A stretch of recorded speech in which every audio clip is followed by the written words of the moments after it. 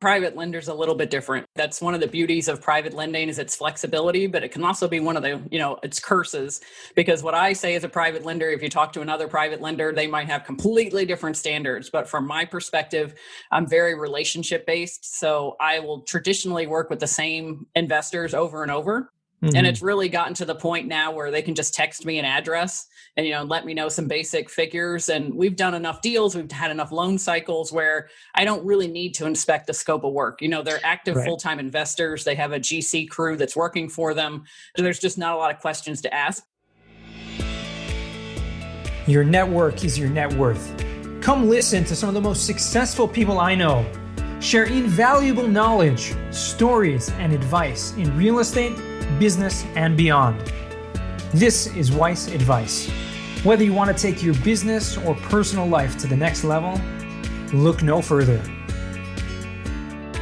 Welcome back to Weiss Advice. I am your host, as always, Yona Weiss, and I am pleased to be joined today by Alex Breshears, who is joining us from the Hampton Roads district of Northern Virginia, which is a great location. And she's, an active real estate investor, private lending guru, if I may. I mean, she's been doing it for many, many years. She is a military spouse and talks a lot about that, as well as, having that experience being involved in the military for so many years from that perspective. And I'm just so grateful to be joined by you today. So Alex, without further ado, how are you today? I am doing fantastic. Thank you for having me. It's my pleasure. And it's kind of funny. Like a lot of people, I have a cousin who is a woman whose name is Alex also. She goes by Alexandra a lot, like her full name. But I find it funny how I remember last time we spoke, you were kind of saying how on LinkedIn or Facebook, rather, like you come off and people don't realize you're a female. Like it's what is this? Because you kind of have like a non-gender type profile picture. Yes, it happens quite frequently. And I thought about, well, maybe I should change this, but part of me kind of enjoys a little bit of surprise because I like to keep people on their toes and, think maybe differently than, when we started the conversation. Yeah, that's awesome. It's true. I mean, it really does. There is sometimes some sort of, bias or prejudice, if you will, occasionally. I'm sure it's come up before, but the fact that you're just having a great conversation and talking about lending and you give so much value, resources, especially on drop down here, a link to your Facebook group, the Private Lending Lessons, which is really something I really want to get into a little bit more here. We haven't talked too much about private lending when it comes to real estate, although it is a great topic, as I'm sure you are well aware of. Yes, it is. It's one of my favorite. And yeah, it happens to. And you share so much great resources in that group. I'd like anyone listening to this podcast to be able to have access to that. So tell me, how did you get your background in real estate? I think, you've been doing this for many, many, many years in different variations, right? It's kind of funny. My normal W-2 job I was a chemistry professor, and kind of real estate was always something in the background. You hear a lot of people, especially in the military communities, buy a house with your VA loan and then, right, rent it out when you move to your next duty station is a common mantra you hear in the military space. That never really fit our lifestyle. We've moved 20 times in the last 20 years now. And, the idea of having to purchase a home, in 3 months and then turn around and turn it into a rental, 6 months later, if we're only stationed there for 3 to 9 months, it didn't make a lot of sense financially or just physically. So we had to look for other ways to invest in real estate because we believed so much in the ability of real estate to create long-term wealth, for us and our family.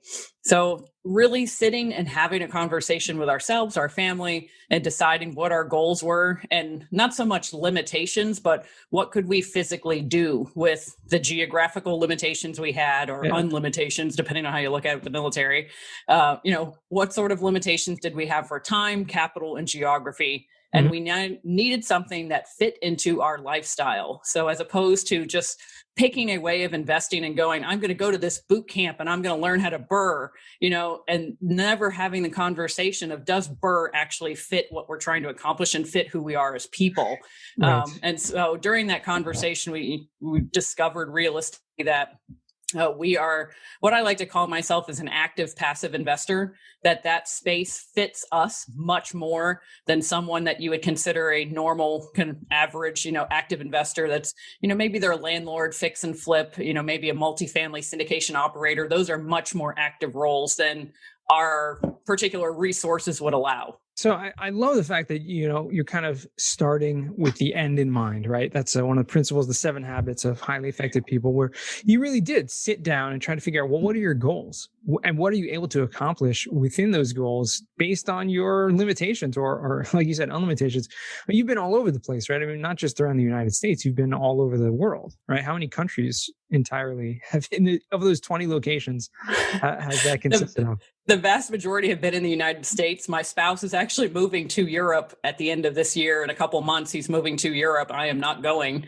So we will be what I call a bicontinental family. So we are going to be crossing the ocean multiple times throughout the year to at least spend time with each other, spend time with the person I'm married to for the next 2 years. So we're about to do a whole lot more traveling in that, military lifestyle. Right. And that further kind of solidified the reason we're able to do that is because we've spent so many years passively investing and setting ourselves up for a situation where we can kind of exit our life for a week or 2 weeks at a time. We don't physically need to be geographically located somewhere to keep moving the needle forward, if you want to look at it that way. Gotcha. And so lending has become a primary focus within that framework. It has. A couple of pointers why. Like, why lending? Because a lot of people think about investing in real estate. It doesn't necessarily check one of those boxes, right? You hear about, should I maybe buy a duplex? So like you said, the VA loan, that's a very, very common strategy among military, veterans, active duty families. And, lending is really not one of those things that is highly talked about. And that's something I aim to change. And that's actually why I started the group. And lending for me, so from the perspective, since you mentioned, buying a rental or buying a duplex, you tend to be very much a one-person show. You are the landlord. Maybe the only other person you have on your team is maybe a property manager. And I hear enough complaining about property managers from landlords that I don't even think they're necessarily on your team all the time. Whereas when you're in the lending space, you're in a much more collaborative environment because you're both investors. The person you're lending money to is an active investor. I'm a passive investor. We both want to get the deal closed. We both want the property renovated. We both want the property rented. We both want the property refinanced. We both want the property sold. So it's much more of a collaborative team effort, which again goes back to my strengths as a person. I would much rather work on a team with people that I know I'm not the smartest person in the room. And if I am, I'm in the wrong room. So I would much rather have a team of people around me, learn about their differences, their perspectives, and then move forward with maybe a bigger project than something I could do by myself. Right. So, I mean, listen, I think every investor out there recognizes that there is an advantage to buying a property with leverage, right? Having some sort of mortgage, having some sort of loan there. What you're doing is, seemingly a little more unconventional because obviously banks are the primary source for a lot of people for getting those loans and tend to have perhaps a longer time frame, right? To close on it many times. There's a lot more conditions potentially. And, but on the other hand, right, the flip side, you may be able to take out more leverage or get better rates, things like that. Like what differentiates you, right? Who are, like you said, partnering with investors who are active or buying properties. You both have vested interest in getting that deal done. But what differentiates you? Like, why would they go to you as opposed to like a regular bank per se? So for the properties that I specifically fund as a private lender, it's for fix and flips. So they may not qualify for regular conventional lending. They might not meet the HUD housing standards. So, or they might require extensive renovation. So even if they qualified, by the time an investor puts 20% down for an investment loan and then throws in all the renovation costs out of their own pocket, it's potentially a lot more capital out of their pocket. Whereas if they had just gone with someone, even a hard money lender or a private lender that would roll in purchase price and renovation costs, there's potentially less capital out of their pocket at the get-go. So yeah, again, it's another tool to have in the tool belt. It's not going to be, a panacea for every single situation, but it's something that can be used in the right circumstances to benefit both the active investor and a private lender. Gotcha. Okay. So, I mean, listen, I think like you said, it's a tool that you have to have in your toolbox, have these relationships with people like yourself.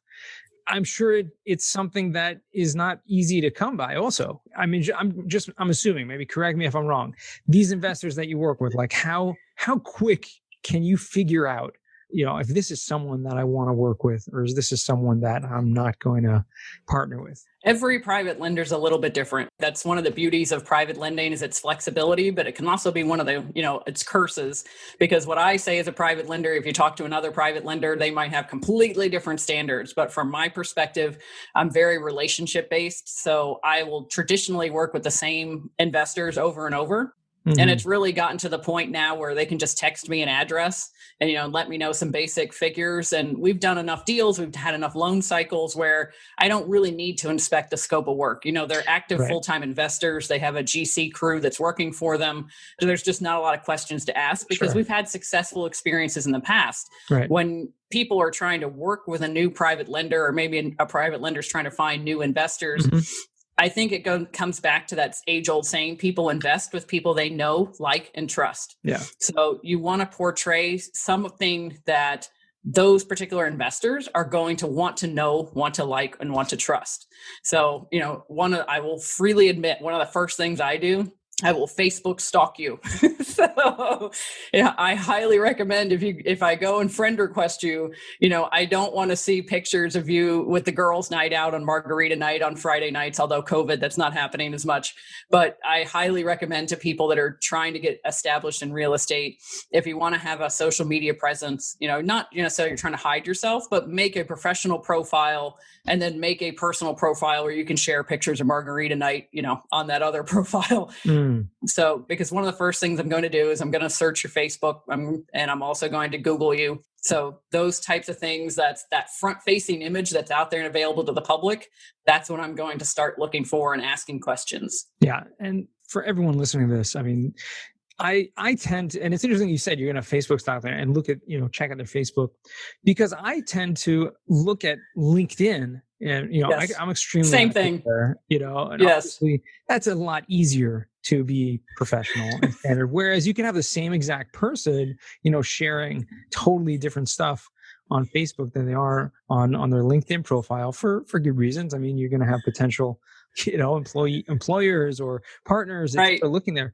But there is a lot to be said with the fact that, if your business, if real estate, if something is something of your passion, right, and something that you actually want to pursue, it's going to show through even on Facebook. I mean, regardless of, someone like me, like my Facebook is identical to LinkedIn basically, because I don't share anything. Like I don't have family members, I don't have friends outside of real estate really that are on Facebook. And so for me, like looking at my LinkedIn and Facebook is not going to be much different at all. But for a lot of people, they will, which is why I personally tend to focus on LinkedIn a lot more, because I find it much more like a professional networking environment.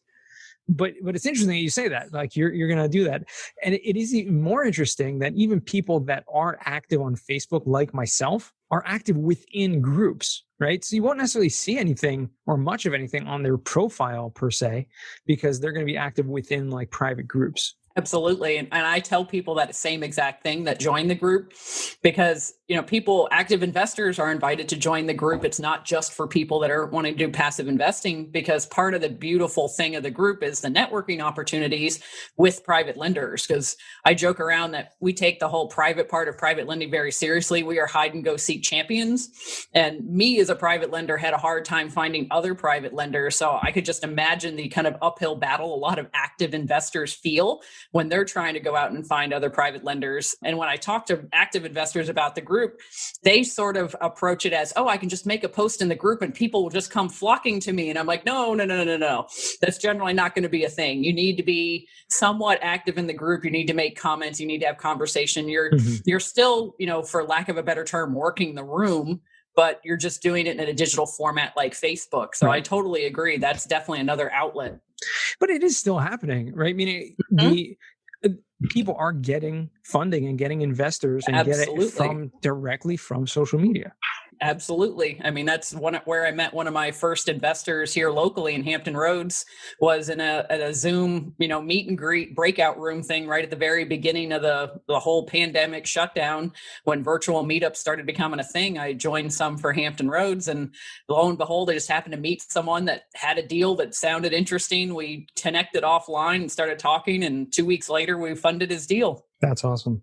It just goes to show you, like, the world has really changed in quite a positive way with that regard. I mean, it used to be you'd have to go into the room, right? You'd have to go into these meetings and fly out or try, spend a lot of time whining and dining and all this kind of stuff. It's totally different now. When you've said, and I've heard this from you before, like, if you, I don't want to steal your claim to fame over here, but like, if you have a Wi-Fi connection and a laptop, right, you can do anything, like, anywhere, right? For what you do. Absolutely. That's awesome. I mean, that basically is, like, for a lot of people, like a dream job, which you've created for yourself, right? Absolutely. That was always the goal, was having some level of geographical freedom. And I don't mean to sound like I'm this wise sage and this was the end result. I actually kind of had this forced upon me by the military because I didn't have an option. It was either not live with my spouse and stay in one place and have a career, or continue to move and support him and keep our household together, and then find a way to work within that framework. So I can't make all the credit for that particular occurrence. I had some of that kind of forced upon me by life, but it's one of those things you just adjust and move on and try to find a way to make it work. Sure. You take, you take it seriously enough, you get it done, right? You take whatever circumstance you're thrown and make the best out of the situation. I mean, that's someone might say taking lemons and making lemonade, right? But it sounds like you weren't necessarily given lemons. You were given a great opportunity in general, and just found those limitations and kind of expanded them, use them for your benefit. Absolutely. It's all about flipping the script on yourself. Are you, like, it's interesting, even though you are kind of, like you said, geographically, agnostic to be able to be anywhere, but does that spill over into your actual investments themselves? Or do you prefer to stay local because you actually know the real estate, the location, right, of those areas? It comes down to the type of investing I'm doing, because I do different types of passive investing. Private lending is just one facet. So for the private lending, I particularly like investing in my own backyard, because I like being able to drive by the property. I like getting to know the people. If it weren't COVID, I'd be able to go over to my borrower's house and grill out on the weekends. And, I know their kids' names, and, that's just the kind of person I am. So I prefer that kind of very personal relationship with the borrowers. Mm-hmm. For multifamily syndication, I'm more about the market, and is it a landlord friendly state? Is it a good cash flowing property? I'm not so kind of geographically beholden to that sort of property. For short-term rentals that I own and manage, again, same type of thing. Does the numbers make sense? Because I'm looking at it from an investment property standpoint. Right. So it really depends on which type of passive investing I'm doing. Gotcha. Okay, makes a lot of sense. Is there anything you foresee changing within what you're doing currently, or you just kind of focus on growing what you have already created? It's going to be a lot of growing what I've already created. I see in the multifamily space, as I'm sure a lot of other realtor or investors have seen, is just the drop in cap rates. So I'm a little concerned how low cap rates can reasonably go, and then syndicators still be able to offer things like that 8% preferred return. Because if they're buying a property at, even a 4 cap, that makes the numbers very tight very quickly. So I am a little concerned from a syndication standpoint for multifamily. Just as a passive investor, I get a little pickier about the deals I would potentially invest in, because I want to make sure that it works even with ultra conservative underwriting, that they're not projecting, 6%, 8% rent growth in, year 1 and year 2 and those types of things. So moving forward, I see that being a little bit of a tighter market, and maybe there's going to be a little bit of a readjustment in what passive investors are kind of expecting from returns. I think especially maybe in the 506B space, 506C, they're talking to a different crowd of people that have that higher expectations, and they're 2% of the population here in the United States, accredited investors, so they can be a little pickier on their returns. So I think the multifamily space is going to get a little more challenging as we move through more of this pandemic and moving forward, just because there's so much capital sitting on the sidelines that needs to have a home, and they're happy getting a 2% return sometimes. It just really depends on where that home is. Yeah. I mean, there's a little bit of uncertainty with regards to that. And I've definitely heard, this going on and on for the past year or so, but it just continues to expand in that direction.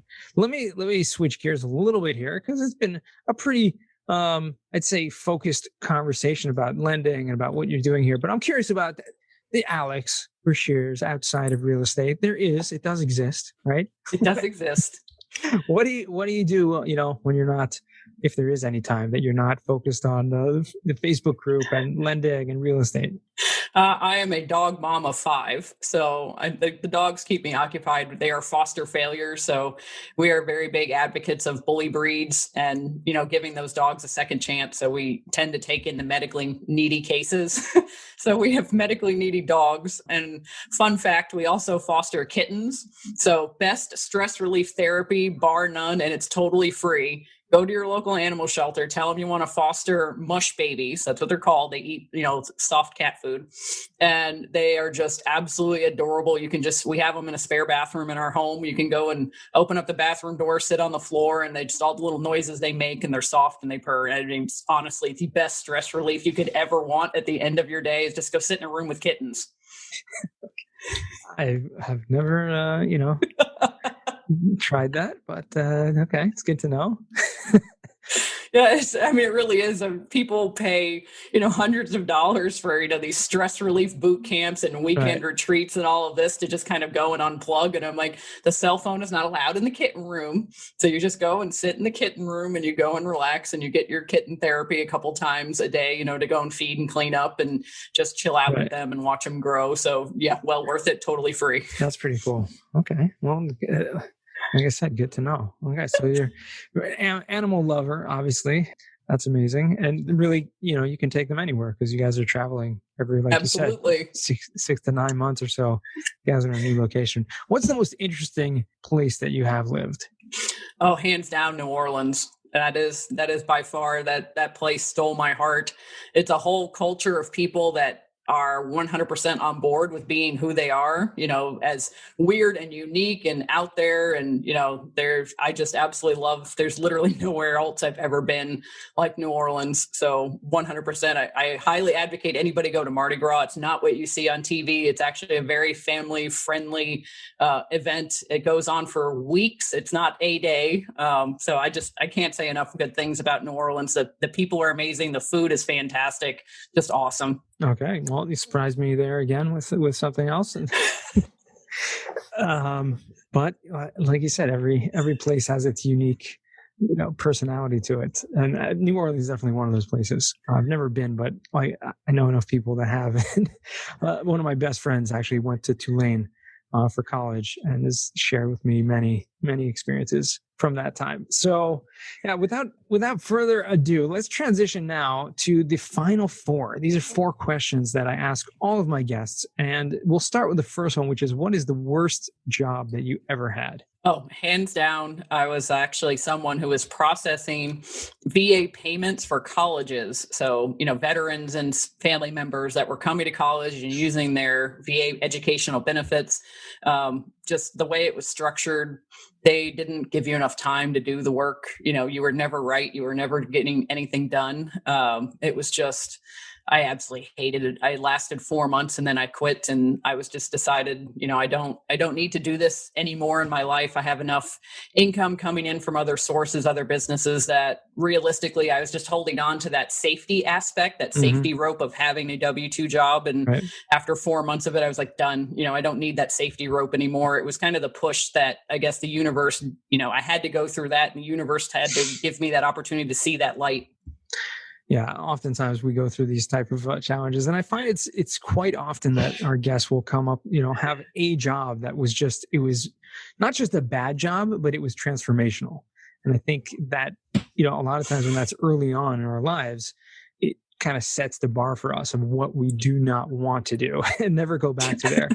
So that's great. That's awesome. That kind of pushed you in that direction. What is what's a book that you've read that's given you a paradigm shift? I would say it's Green Lights by Matthew McConaughey. Oh, And it's a new you one. must Yeah. listen to it. You don't read it, listen to it, because all his intuition and his tonality and telling the story, 100% totally worth it. It's not even so much just an autobiography. It's really life lessons that he's gone through, but they apply to so many people, not just what he's done. And it's really, about using those adversarial moments, those moments that didn't work out like you thought it would be, and be like, wait a minute, is this really a message that I'm on the wrong course? Is this something I need to stop and pause and think? It was just fantastic book. I cannot recommend it enough. Okay, check that out. I remember when he released that on the Bigger Pockets podcast. Seems like not so long, like a year ago, maybe, right? Yeah. I had put it on my list then, but since then my list has been ever growing because I asked this question to every single person on the podcast, and we have 112 episodes live already. So I'm not reading 100 episodes in a 9-month period of time, 100 books, excuse me, in the 9 months. So it's just maybe I'll move it up on the list, and we'll do that. It's a great, easy listen, so I highly recommend it. Okay. Well, for that, I'll move it up 10 spaces. Third question for you. What's a skill or talent that you would like to learn? This sounds going to sound really funny, but improv. Being able to just kind of go to some sort of like comedy club thing and just do some sort of improv skit. I think that really has some basic applications to business and real estate, being able to kind of go, all right, shift in the moment, let's do this. And it keeps you thinking, keeps you on your toes. And that whole basic premise of never say no, just kind of go with the flow and see what you can make work. I think that would be a valuable skill to have in real estate. As crazy as this sounds, I'm going to go do improv, but I think it has application. It totally does. And we've actually discussed this on the show before. If I'm not mistaken, I spoke about this with, and now I'm forgetting with who, but it was, we've definitely spoken about this. I highly recommend if your reading list is not as big as mine, I would check out a book called Steal the Show by Michael Port. So he was an actor, and is now like a big motivational speaker and everything like that. And the book is really about business and life in general, more than it is about acting and performing. But he talks a lot about improv in there, and I love improv. It's something that I kind of grew up around and enjoy it like tremendously. So anyways, check that out, because he talks a lot about like how this has to do with negotiations and about business transactions and dealings, and it really does add so much of an incredible element to anything. Because if you can keep, like you said, improv, it's all about keeping the conversation going. Yes, and right, never saying no, never stop the conversation. It's just keep it going, even if it sounds ridiculous. But that gives you that kind of wherewithal to just be able to, as I say, roll with the punches. Right, something bounces off you, it just leads to the next thing instead of closing doors. So that's a lot of fun. That's great idea. There's actually online improv like training and not training, like, classes where people do this. Yeah. Oh, I've seen a few of them. I've been very tempted. I'm like, when life calms down a little bit, I'm totally doing this. Awesome. Okay. So fourth and final question for you is, what does success mean to you? Having geographical and time freedom. I think a lot of investors, they get the thought, oh, I'm going to have 20 doors and then I'm going to retire and I'm going to have my income from my 20 doors. And I try to tell them, 20 doors is not going to be as passive as you think it's going to be. That's potentially 20 different families and 20 different interactions you're going to have to deal with on a monthly basis. It's, could potentially 20 different roofs that could leak, 20 different AC systems that could have a problem. So I really think what most people are after is not necessarily the 20 doors. What they are after is some sort of time freedom or geographical freedom. And that's not necessarily to, sit on a beach in Tahiti. They just want to be able to have that choice to go sit on a beach in Tahiti, or maybe just take their kids to soccer practice without being all, hurried and rushed. They just want to go and enjoy what they want to enjoy in the moment. So that's really what my definition of success is. Whatever income level that is for people can be different, but I think that's what a lot of people are after, is geographical and time freedom. 100%. And it's something amazing, because You're absolutely right with the fact that people think that having something, whatever, even within real estate, and you have a lot of people who are coming to real estate thinking they're doing it for, to get to some sort of financial independence, and don't realize that also sometimes, unless it's totally passive, like you mentioned, they're just, finding a new job. And this job may not actually be something that they like, right? It may not be something that they're good at or that they want to do. And that's sometimes a shocker for a lot of people. Whereas, they're thinking about financial freedom and independence. And, if they feel like that has a lot to do with time freedom, like you said, they're in for a big shocker. Yes. Wow. Okay. And by the way, I remembered it was with Matt Piceni that we talked about improv before, just in case any of our listeners want to check out that episode with Matt Piceni, because he was in the performing arts for many years. And so that's how we got off on that topic. And for some reason, I blanked on that. We were talking before. Anyways, that flew by. I felt like we've been talking for like 7 minutes, and it's over half an hour already. So that's unfortunate for us, because I like to have a timeline on these podcasts, but it's also unfortunate for our listeners, because that means this conversation is coming to a close. But it's been such a pleasure talking to you, Alex, and I really hope we can do this again sometime soon. And thank you again for joining us. Thank you for having me. I had a blast. Yeah. And before we go, where can our listeners find you or reach out to you? Yeah, there is a couple different ways. They can reach out to me in the group Private Lending Lessons on Facebook. I am also on LinkedIn. We routinely bump into each other on LinkedIn, you and I do, but I'm on LinkedIn. Everybody's there. And my URL is quite easy to remember, because it's invest passively to live actively. So, and you can't miss it. But feel free to reach out, send me a message, shoot me an email, reach out to me in the group. I love talking to other investors to let them know that this is an option, that, investing as a private lender or passive investor is 100% a completely legitimate way to be involved in real estate. Very cool. Very cool. Indeed. And like you said, a lot of people don't realize that. Think you have to have a single family house or whatever you've been fed from listening to a podcast or whatever it is that you've had. I've spoken to family members about this also, and they're like, no, I don't feel like buying a second home or whatever.